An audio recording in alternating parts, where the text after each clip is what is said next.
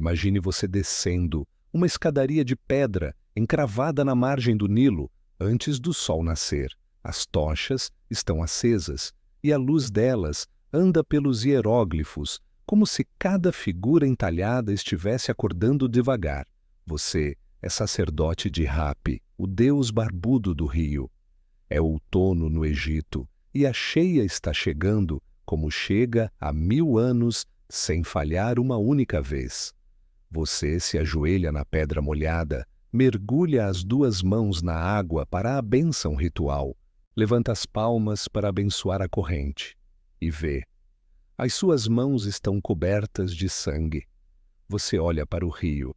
Está vermelho, vermelho até onde a vista alcança. Os peixes começam a boiar, prata virando cinza ao toque do escarlate, e o cheiro da morte sobe da água como uma fumaça lenta. Você já viu inundação ruim, você já viu vala suja na Cidade Baixa, mas isso não é nada disso, isso é outra coisa. E o que você não sabe ainda é que isso é só o primeiro golpe, e que cada um dos próximos 9 vai mirar com precisão cirúrgica em um deus específico do panteão egípcio. Cada plaga foi um deus do Egito caindo de joelhos. Tem aula de escola dominical que aprende que as 10 plagas foram catástrofes naturais explicáveis pela ciência. Vermelha era a alga vermelha que tingiu a água. Rãs era a doença reprodutiva que dispersou a fauna. Granizo era a mudança climática anormal. Tudo natural, tudo coincidência cósmica, costurada em ordem improvável. Só que Êxodo 12, versículo 12, diz uma coisa que essa leitura apaga inteira.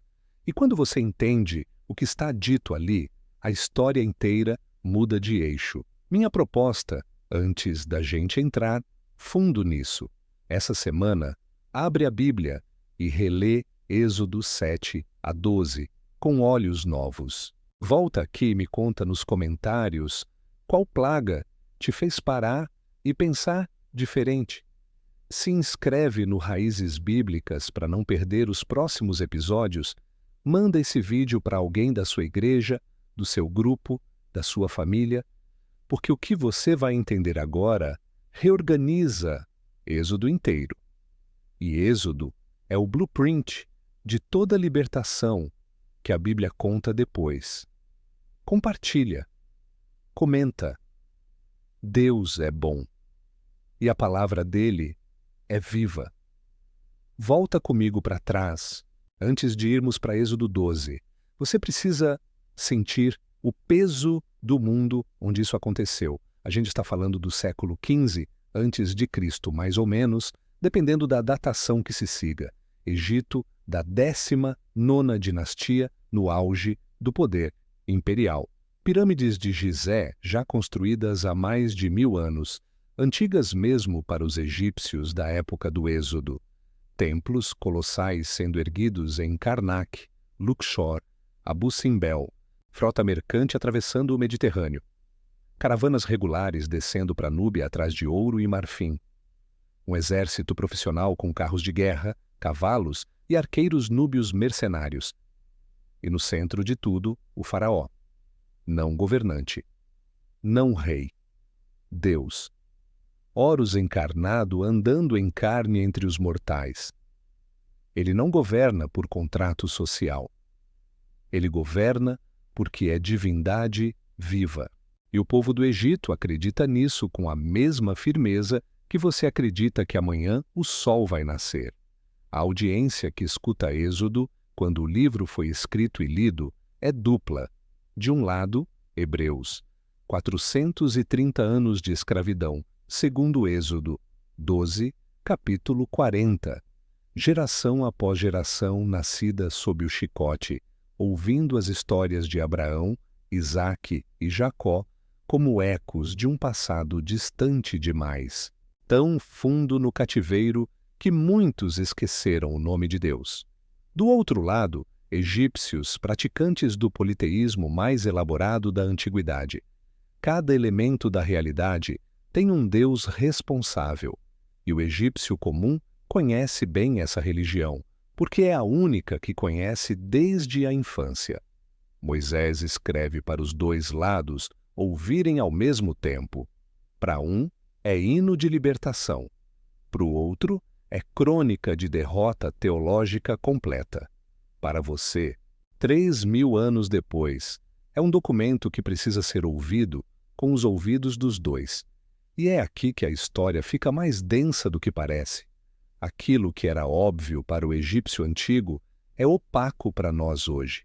Para ele, o Nilo não era massa de água. Era Hapi, o deus barbudo de pele azul que enchia o rio todo ano com a cheia divina. As rãs que apareciam depois da cheia eram um corpo visível de Heket, a deusa da fertilidade e do parto, com cabeça de rã, esculpida em milhares de amuletos que as parteiras levavam pendurados ao pescoço. As vacas pastando pelo Egito eram representações de Hathor, a mãe celestial, deusa do amor e da maternidade. O sol que nascia toda manhã era Ra, a divindade suprema, pai do faraó. O céu era Nuti, deusa que cobria a terra com o corpo arqueado e estrelado. O chão era Gebe, irmão dela. As tempestades eram Sete, deus do caos. A morte era Anubis, com cabeça de chacal. Sekhmet curava com poder feroz. Khepri renovava o ciclo do amanhã, simbolizado no escaravelho que rolava a esfera do sol pelo céu. Khnum modelava a vida humana no torno do oleiro divino. Senehem protegia a colheita. Segura esse mapa de deuses, porque ele vai voltar inteiro daqui a pouco. Cada nome que eu acabei de mencionar tem hora exata para reaparecer. Um por um, em ordem. O pano de fundo religioso e político é esse. O faraó não governa por contrato, governa porque é Deus. Atacar o Egito é atacar o panteão, e atacar o panteão é atacar o faraó, Deus vivo. As 10 plagas não são problema climático aleatório, não são fenômenos naturais que casaram por acaso numa coincidência improvável. São guerra teológica declarada. E é a Bíblia mesmo que diz isso, com todas as letras. Os arqueólogos egiptólogos modernos, como John Currid no livro Ancient Egypt and the Old Testament, de 1997, e Nahum Sarna, em Exploring Exodus, de 1986, mostram peça por peça como cada plaga ataca um deus específico do panteão. James Hoffmeyer, em Israel in Egypt, de 1996, defende a historicidade ampla do Êxodo a partir de evidências indiretas, tipo nomes egípcios autênticos no relato bíblico, e tem um texto egípcio antigo conhecido como Papiro de Ipuver, catalogado como Leiden 344, escrito por volta de 1250 a.C., que descreve calamidades estranhamente paralelas às plagas. O rio é sangue, a terra está vazia de provisão, os escravos partiram com as riquezas. Não é prova arqueológica direta do êxodo histórico, e os melhores estudiosos não usam o Ipuer como prova. Mas é eco cultural de um trauma que abalou o Egito em algum momento e que a memória oral preservou em forma de lamento. Agora preste atenção no que vou ler. Êxodo 12, versículo 12. Deus fala assim, na primeira pessoa: Eu passarei pela terra do Egito nesta noite e ferirei todo primogênito na terra do Egito, desde o homem até o animal. E contra todos os deuses do Egito eu executarei juízo. A própria Bíblia declara, no idioma original, que as plagas são juízo contra os deuses. A palavra hebraica que está ali, no plural, é Elohim, contra todos os Elohim do Egito. O texto reconhece que o egípcio acreditava que aqueles deuses eram reais e declara que vai derrotá-los um por um. Não está fazendo manual de demonologia para a gente discutir hoje. Está fazendo descrição pragmática do que o egípcio entendia e do que vai cair. Então, se o próprio texto diz que cada plaga é juízo contra um Deus específico, surge a pergunta que vai organizar o resto desse vídeo. Qual a sequência? Por que rio antes de rãs? Por que escuridão antes de morte do primogênito? Tem uma engenharia oculta nessa ordem que a maioria das leituras passa reto. Guarda esse detalhe, ele vai voltar com força. Olha só o que o texto está fazendo aqui. Em PT, a gente traduz como praga, mas o original é Makot, escrito Mem-Kaf Vav Tav. E Makot não significa exatamente praga, significa golpes, feridas, socos calculados. Vem da raiz Naká, que aparece no léxico Brown Driver Briggs como ferir, golpear com pancada, precisa. Strong cataloga essa raiz como número 403 e 47. E quando você vê isso, Êxodo 7 a 12, muda completamente. Praga, em português, sugere doença que se espalha sem alvo, contágio epidêmico que pega quem aparecer pela frente. Makot é o oposto exato. É golpe de boxeador profissional treinado por décadas. Cada maká, no singular, é um soco mirado em um adversário específico. Não há aleatoriedade, não há calamidade natural acidental. Tudo é dirigido com punho calçado de luva. Os egípcios viam aquilo acontecer e podiam pensar coincidência cósmica desafortunada. Mas Moisés, escrevendo com hindsight bíblico, escolhe a palavra Makot para deixar claro para o leitor de cada geração. Foi punho, foi mira, foi alvo, foi engenharia. Volta para Elohim do versículo 12. Elohim no plural, em hebraico, pode significar deuses das nações pagãs. Êxodo 12, versículo 12. Não usa a palavra que a gente traduz por ídolo, que seria Elilim ou Pezilim. Usa Elohim, a palavra forte. O texto inteiro do Antigo Testamento opera nesse registro de reconhecimento. O Salmo 95, versículo 3, diz que o Senhor é Deus grande, Rei grande, sobre todos os Elohim. Não está afirmando o manual ontológico de que existem outros deuses iguais ao Senhor. Está reconhecendo o vocabulário do mundo antigo e declarando supremacia absoluta. Êxodo 12, versículo 12 faz a mesma coisa. Reconhece o que o egípcio creia e anuncia derrota um por um, sem ambiguidade. Tem uma estrutura escondida nas plagas que o estudioso italiano Umberto Cassuto descobriu e publicou em 1951 e que hoje é consenso entre os exegetas modernos, de Sarna a Childs a Prop. As 9 primeiras plagas vêm em 3 tríades de 3, plagas 1, 2 e 3, água, rãs, piolhos, plagas 4, 5 e 6, moscas, peste no gado, úlceras, plagas 7, 8 e 9, granizo, gafanhotos, escuridão. A 10ª fica numa categoria sozinha, é o clímax único, sem paralelo nas outras 9. E tem um padrão de aviso por tríade. Na primeira plaga de cada tríade, Moisés avisa o faraó pela manhã, perto da água, no momento em que o rei vai cumprir o ritual matinal do Nilo. Na segunda plaga de cada tríade, ele avisa no palácio, em audiência formal.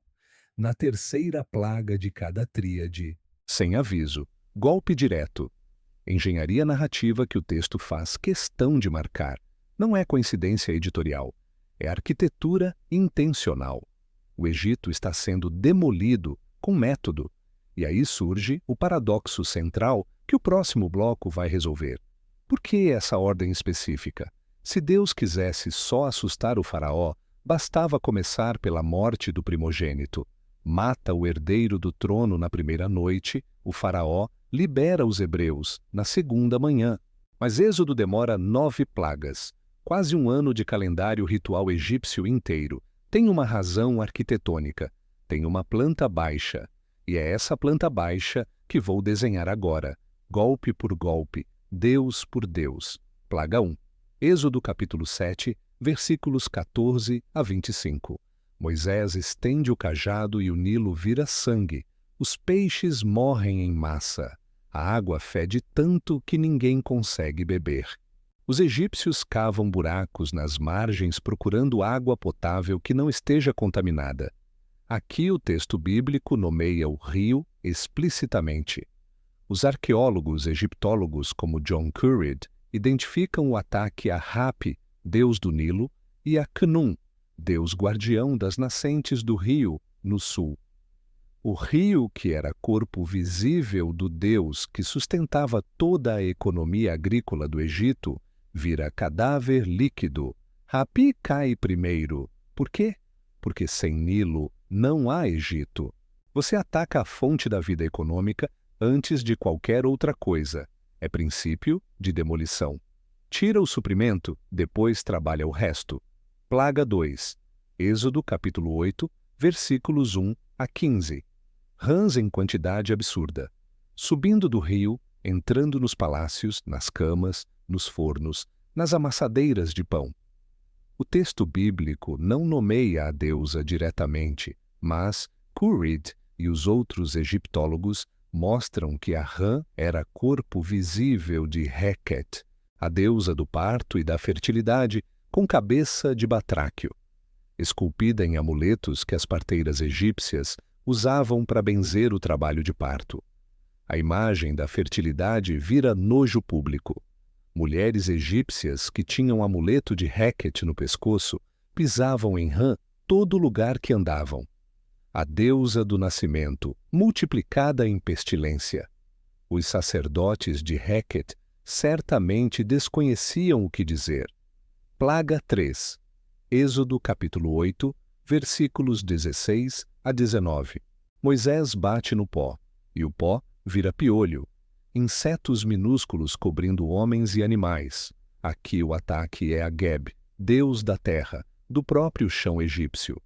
O solo se rebela contra os habitantes. E é aqui que acontece um detalhe que muda o tom da narrativa.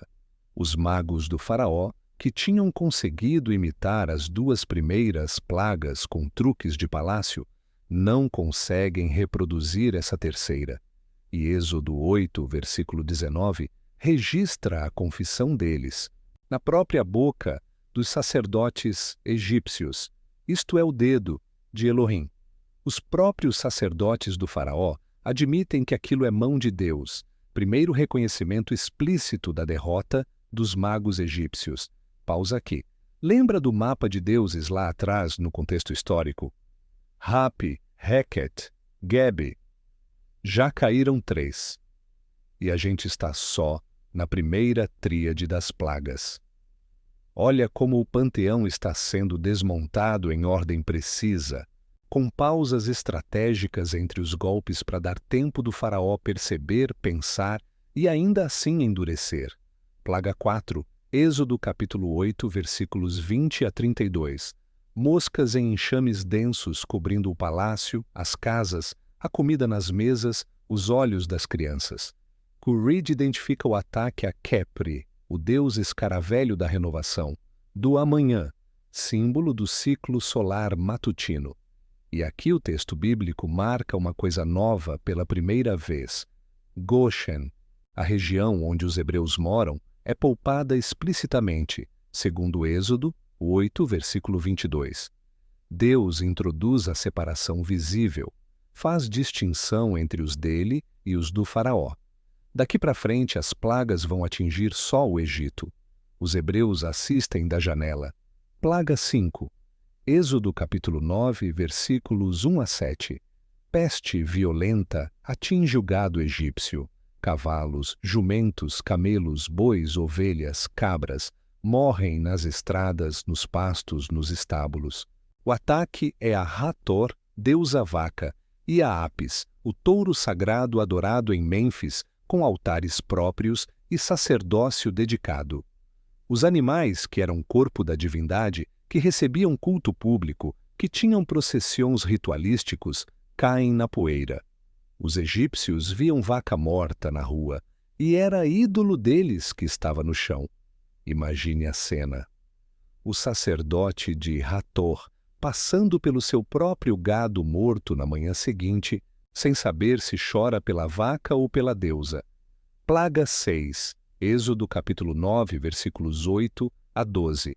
Moisés joga cinza para cima e ela vira úlceras nos corpos, pústulas dolorosas em homens e em animais que sobraram. Curride e Sarna identificam o ataque a Sekhmet, deusa da cura, e a Ísis, deusa da medicina e da magia. Os próprios sacerdotes da cura não conseguem ficar de pé diante de Moisés, segundo Êxodo, por 9, versículo 11, porque também eles têm úlceras nos pés e nas pernas. Os deuses da saúde caem. As receitas mágicas dos templos não funcionam. Os papiros médicos egípcios, como o papiro Ebers, que sobreviveu até hoje, com receitas para todo tipo de moléstia, não têm cura para essa doença. Cada plaga foi um deus do Egito caindo de joelhos. E aqui vem a virada importante, porque essa não é alegoria de pregador moderno espalhando sermão emocional para emocionar congregação. É leitura interna do próprio texto bíblico. Êxodo 12, versículo 12, declara, e os egiptólogos confirmam, peça por peça, divindade por divindade. Plaga 7. Êxodo capítulo 9, versículos 13 a 35. Granizo misturado com fogo. Tempestade que o Egito nunca tinha visto, porque o Egito é deserto, quase nunca chove, e quando chove é fino. O ataque é Anut, deusa do céu, e a Sete, deus das tempestades e do caos. O céu, espaço sagrado dos deuses, vira armamento contra o próprio Egito. As nuvens que deveriam abençoar a colheita descem em pedra de gelo queimada. Quem estivesse com gado fora morria. Quem se abrigasse em casa sobrevivia. O texto registra que alguns egípcios começaram a temer o Senhor aqui e abrigaram seus servos e seus rebanhos. Primeira fissura no monobloco político egípcio. Plaga 8. Êxodo capítulo 10, versículos 1 a 20. Gafanhotos chegam do leste em nuvens densas que escurecem o ar e devoram tudo o que o granizo deixou. Vegetação inteira do Egito desaparece em horas. O ataque é a Senehem, deus protetor das colheitas, e novamente Hapi indiretamente, porque sem colheita o ciclo do Nilo não tem sentido econômico. Falência total da agricultura egípcia. O Egito que vivia da abundância anual do Nilo, que era celeiro do mundo antigo, abastecendo Mesopotâmia e Levante, fica sem trigo, sem cevada, sem nada verde nas ruas. Os armazéns de Pitom e Ramessés, construídos pelos hebreus escravos, esvaziam. Cada plaga foi um deus do Egito caindo de joelhos. Esse é o demolição do panteão. Êxodo não está fazendo lista de catástrofes consecutivas para impressionar leitor antigo.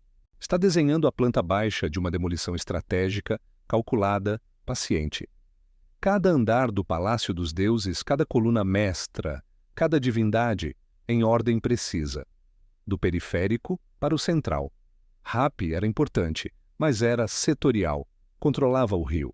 Heket, Geb, Khepri, Hathor, Sekhmet, Nut, Senehem, todos eram setoriais, controlavam um aspecto da realidade egípcia. Caíram nas 8 primeiras plagas, mas faltam 2 golpes. E os 2 últimos vão mirar no centro do panteão, no coração da teologia egípcia, não nos deuses periféricos e sim no topo absoluto. Plaga 9. Êxodo, capítulo 10, versículos 21 a 29. Escuridão de 3 dias. Não é eclipse solar comum. Não é tempestade de areia comum. É escuridão tão densa que se podia tocar, segundo o texto literal hebraico, Shoshek Demama. E ninguém saía do lugar onde estava, porque não enxergava o vizinho. O ataque é a Ra, o deus Sol, a divindade suprema do panteão egípcio, pai do faraó na teologia oficial. O sol que nascia todo dia há 2000 anos, sem falhar uma única manhã, contado pelos calendários sacerdotais. Ra desaparece por 72 horas. O faraó Horus, filho de Ra na teologia oficial, vê o próprio pai morto no céu durante 3 dias inteiros. Penúltima estaca cravada no peito do panteão. Os sacerdotes de Heliópolis, centro do culto solar, não tinham liturgia para isso. Não havia ritual previsto para o sol não nascer. Plaga 10. Êxodo capítulo 12. Morte de todos os primogênitos do Egito numa noite só. Do filho do faraó até o filho do escravo de moinho. Animais primogênitos também. O ataque final é a teologia inteira da divindade real. Horus, encarnado no faraó vivo, perde o próprio filho herdeiro. O Deus vivo descobre, na carne do filho gelado, nos braços, que não pode proteger o herdeiro do trono. E é nessa noite, exatamente nessa noite, que o Cordeiro Pascal aparece. Êxodo 12 manda os hebreus matarem cordeiros e passarem o sangue nos umbrais das portas. Quando o anjo destruidor passar, ele vai pairar sobre as casas marcadas. Lembra da palavra hebraica Pesach, que apareceu no episódio sobre a cortina rasgada do templo?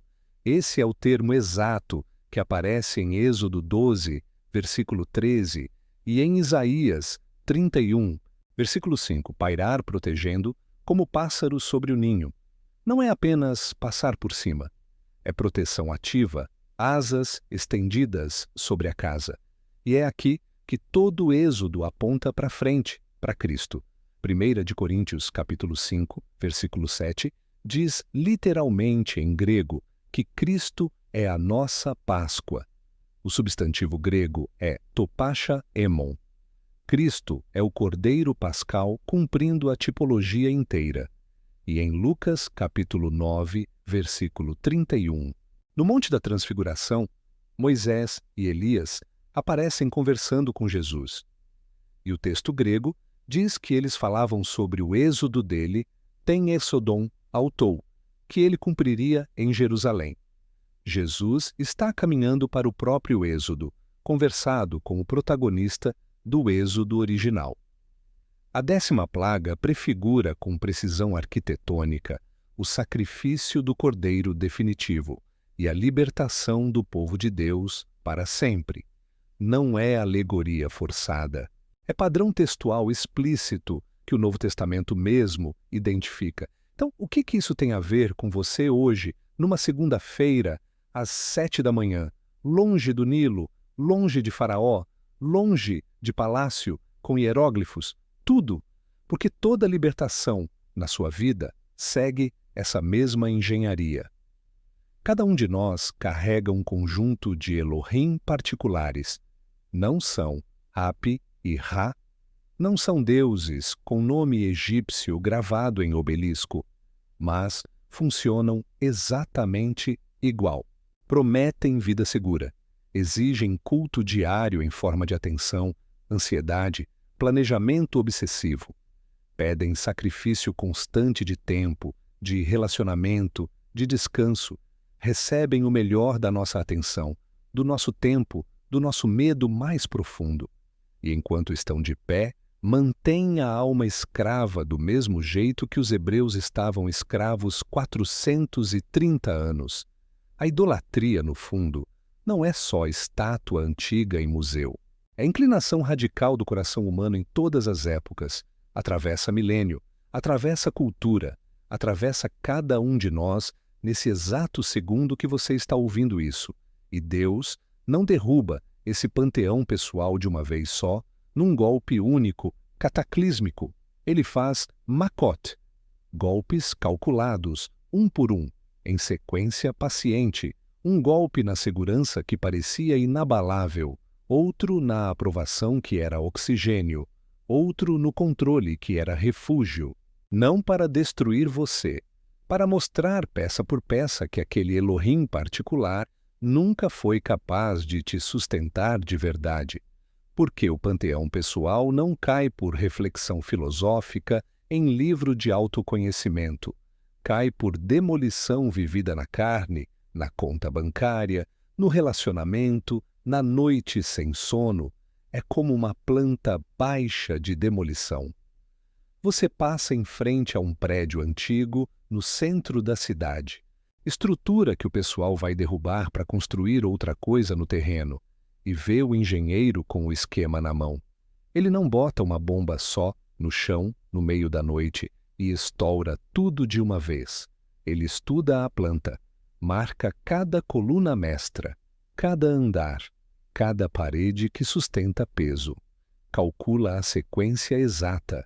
Tira o telhado primeiro, depois o 7º andar, depois o 6º, em ordem precisa, calculada, paciente, até a fundação ceder limpa, sem ferir o entorno, sem derrubar a casa do vizinho, sem matar pedestre. Foi isso que Deus fez no Egito. Tirou Rapi primeiro, Deus periférico mais econômico, foi descendo, Reket, Geb, Kepri, Hator, Sekhmet, Nut, Senehem, subiu para o centro, Ra, Horus, em ordem calculada, paciente, didática. E é isso que Deus faz com cada panteão pessoal humano, o seu, o meu, o do seu vizinho de prédio. Os deuses caem em ordem calculada, não na ordem que a gente acharia rápida, não na ordem que a gente escolheria para a própria libertação, na ordem que ensina, que prepara, que liberta, sem destruir, junto o que é bom. Porque se cair tudo de uma vez, a estrutura vizinha desaba junto. O caráter desaba. A fé mesmo desaba. Deus demole com cuidado de quem ama o que vai sobrar depois da poeira baixar. Êxodo é o blueprint. Foi escrito uma vez no século XV a.C., no deserto, pelo dedo de Moisés. Mas foi escrito também para você, que está ouvindo isso agora, numa segunda-feira de manhã. Cada plaga foi um Deus do Egito caindo de joelhos, e em cada vida humana, quando Deus age de verdade, quando Ele resolve libertar mesmo, é a mesma planta baixa, a mesma engenharia paciente, a mesma sequência calculada, a mesma paciência cirúrgica de quem não tem pressa porque tem amor, o mesmo cuidado com a estrutura vizinha, o mesmo método. E o padrão estava ali, à vista de todos, o tempo todo. Volta comigo para o início. O sacerdote de Hapi descendo a escadaria de pedra com a tocha e o Nilo, já vermelho, na mão dele. Cada plaga foi um deus do Egito caindo de joelhos, em ordem calculada, planta baixa, de demolição, paciente. Esse é o padrão. Se você viu, já mudou alguma coisa de jeito de ler Êxodo. Se inscreve no Raízes Bíblicas para ver os próximos episódios dessa série de palavras hebraicas que destrancam o texto. Comenta qual plaga te pegou mais e por quê.